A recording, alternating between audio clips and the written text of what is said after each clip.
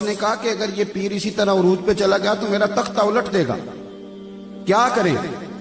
ایک طوائف کو بلایا، ایک سازش رچی، اس طوائف کو کہا اس طرح کر کے اداکاری کرنی ہے، اسے پیسے دیے، وہ مان گئی۔ حضرت جمعہ پڑھ کے سیڑھیاں اتر رہے تھے، ادھر دائیں بائیں آگے پیچھے مریدوں کا رش تھا۔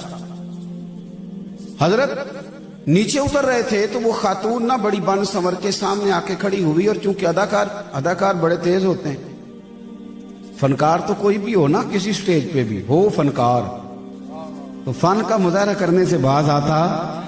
یہ میں نے دیکھے ہیں بڑے بڑے فنکار اور بڑے بڑے سٹیجوں پہ اصل میں فنکار ہوتے۔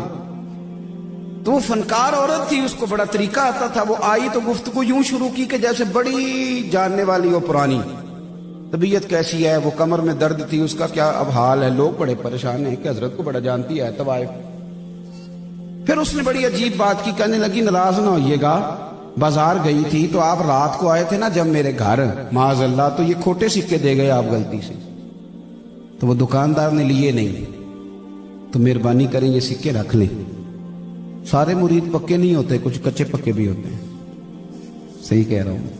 وہ جو کچے پکے تھے نا، کچے پکے، وہ پریشان ہو گئے کہ ہم نے ویسے کبھی پوچھا نہیں کہ بابا رات کو کہاں ہوتا ہے، ہم تو گھر چھوڑ کے آتے ہیں، تو یہ کبھی پتہ نہیں کیا یہ رات کو کہاں ہوتے ہیں۔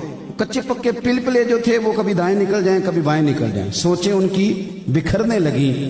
لیکن رب کا بندہ تو پکا ہوتا ہے، وہ تو کچا نہیں نہ ہوتا، اسے پتہ ہوتا ہے کہ وَلِلَّهِ الْعِزَّةُ وَلِرَسُولِهِ وَلِلْمُؤْمِنِينَ، عزتیں اللہ کے پاس، رسول اللہ کے پاس، اور رب رسول کو ماننے والوں کے پاس۔ فرمانے لگے حضرت فخر جہاں دہلوی، جب بی بی نے بات پوری کر لی تو آپ نے نا جیب میں ہاتھ ڈالا اور اصلی سکے نکالے، اور 3 دفعہ فرمایا، بیٹی، او میری بیٹی، او پیاری بیٹی، تو دے جا نقلی سکے، اصلی لے جا، اور پتر ڈرامہ کرنے کی ضرورت کوئی نہیں، جب بھی ضرورت پڑے نا تو آ جانا، اصلی سکے مل جائیں گے، اور فخر جہاں کا دروازہ بھی تجھے کھلا ہوا ہی ملے گا۔ کوئی وضاحت نہیں، زیادہ وضاحتیں نہ دیا کرو، زیادہ وضاحتیں دینے والے کو لوگ جھوٹا سمجھ لیتے ہیں، زیادہ وضاحتیں نہیں دینی چاہیے۔ حضرت نے کوئی لمبی وضاحت نہیں، اترے اسٹیج سے، وہ سیڑھیوں سے جب نیچے گئے تو بی بی کو کہہ گئے، بیٹی بیٹی بیٹی، اس پہ سختہ طاری ہو گئی، بولنے کے قابل نہ رہی۔ جب حضرت سیڑھیاں اتر گئے تو دوڑ کے آئی، قدموں میں گری، اور اس طرح چیخے مار کے روئی کہ لوگ پریشان ہو گئے۔ کہنے لگی، او بابا، کس مٹی اور کس سندل اور کس کستوری کا تو بنا ہوا ہے؟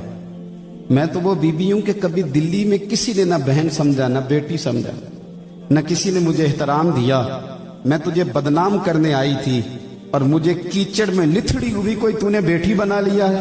یہ لفظ کہہ کے اس نے نقاب چہرے پہ ڈالا اور کہنے لگی، اب میں دلی والوں کو بتاؤں گی فخر جہاں کی بیٹی کس طرح کی ہوتی ہے، آج کے بعد میرا کوٹھا سمجھ کے نہ آنا، میں اسے مسجد بناؤں گی، قیامت تک محمد عربی کے نام کی اذانیں پڑھی جائیں گی، صلی اللہ علیہ وسلم۔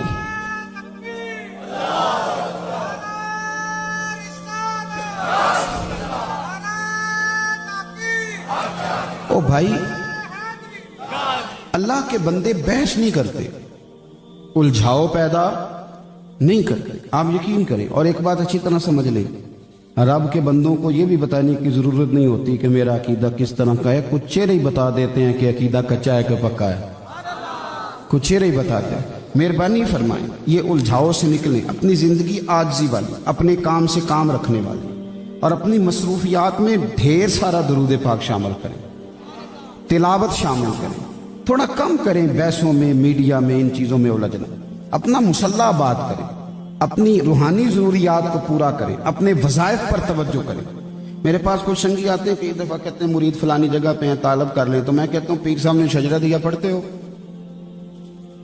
ان کے دیے وظیفے پڑھتے ہو؟ کہتا جی بس دعا کریں۔ تو میں کہتا ہوں جب ایک کی دی ہوئی تعلیمات نہیں پڑھی جا رہی تو 3 کی کیسے پڑھو گے؟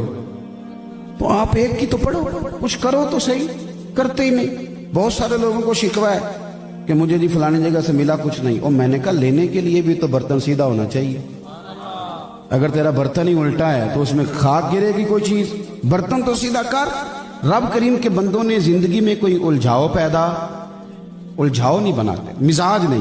حضرت عمر بن عبدالعزیز رحمۃ اللہ علیہ बादशाह भी थे, दरवेश भी थे, और 38 साल कुल इस बंदे ने उम्र पाई है, लेकिन दुनिया को हजरत फारूक आजम की याद ताज़ा करा के गए दुनिया।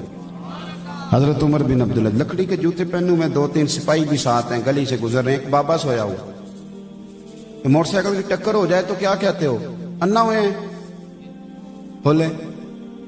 मेरे ना, मैं एक दफा रोड पे खड़ा था अपने शहर में, तो मेरे जानने वाले एक दोस्त थे, उन्होंने गलत क्रॉसिंग की, मोटरसाइकिल गिर गई, गलत क्रॉसिंग भी खुद की, और बाद में उस बंदे पे चढ़ाई कर गए।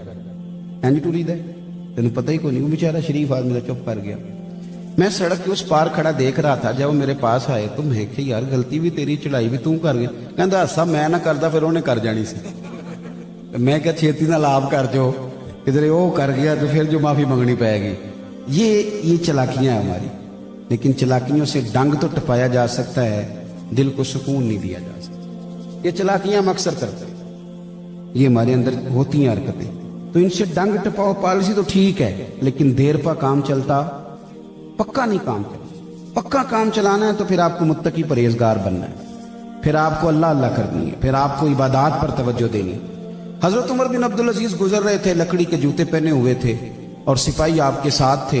तशरीफ रखी थी आप, तशरीफ रखी, अल्लाह आपको जज़ाए खैर। थक गए तो ऊपर आ जाए, यहाँ आ जाए ऊपर।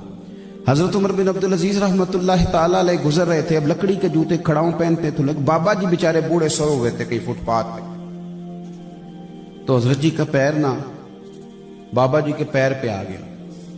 उन्होंने वही कहा जो सारे लोग कहते हैं, अचानक उठे और कहने लगे अंधे हो।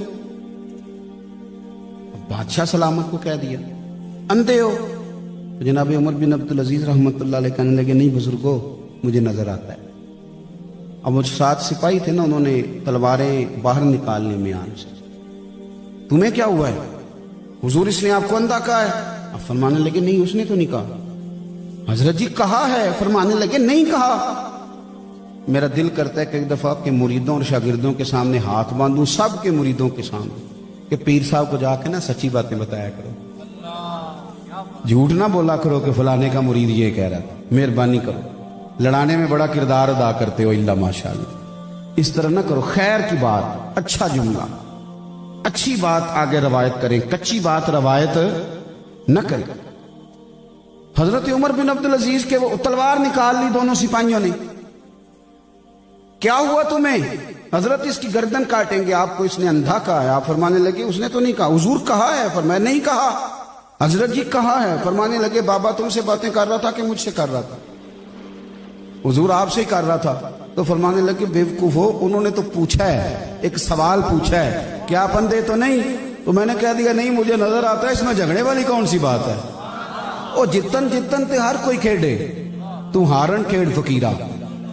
जितन जितन ते हर कोई खेडे, तू हारन खेड फकीरा। और जितन दा मुल कौडी पैंदा ही हारन दा मुल हीरा। जितन दा मुल कौडी पैंदा ही हारन दा मुल।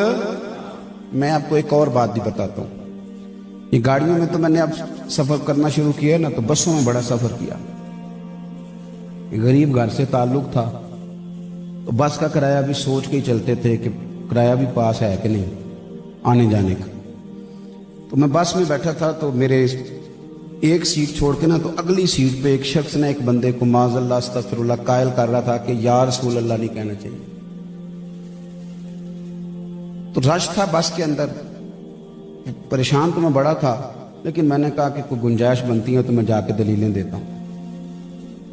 अच्छा, वो इसी 10-15 मिनट की कशमकश में ना स्टाफ आ गया उस बंदे का जिसको समझाया जा रहा था। उसने उतरना था, उतरते वक्त कहता है उन्होंने जो समझा मौलवी साहब तुहानू कितना टाइम होया मैनू समझांदे? वो कहता जी घंटा डेढ़ हो गया। कहता चलो फिर तशरीफ को या रसूल अल्लाह मदद। आप यकीन करें मैं बड़ा परेशान था, मेरा कलेजा ठंडा हो गया। मैं कहा भाई तू बेलिया कमाल ही कर गया। कोई उसने जवाब नहीं दिया उसकी बात का, कोई बात नहीं किसी किस्म की। और यार हम तो दुश्मन को भी पाकीज़ा सजा देते हैं, हाथ उठाते नहीं उसे, उसकी नजरों से गिरा देते हैं। उसने उन पूछता कितना टाइम लाया ही? कहता घंटा डेढ़ हो गया। कहता फिर तशरीफ रखो या रसूल अल्लाह मदद। मैं कह लिया भाई मेरी भी टेंशन सारी